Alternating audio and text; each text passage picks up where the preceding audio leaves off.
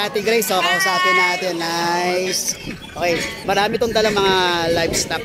Magkaganap kayo ng chicken, pabo, pato, itik, Masasarap ng mga ano mo eh. baboy, pamilyo na yan. Just contact me lang, sir. 927-357-2430. Negotiable tayo, usap tayo pag marami yan. Yan yung Pero meron rin akong mga pusa. Anong pusa to?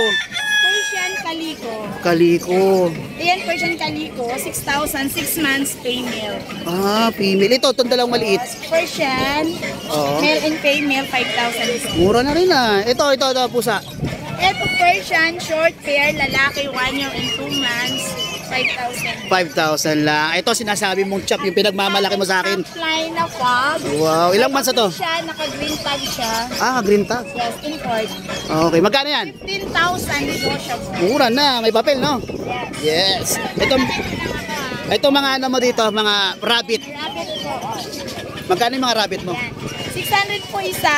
Magkano? Pero pag marami po kayong kukunin sa akin, order lang kayo, tawag na kayo, usap tayo. Pwede po yan yung pang-lechon. Meron po akong pang-alaga, mga baby pa lang, pwede rin po kayo mag-usap.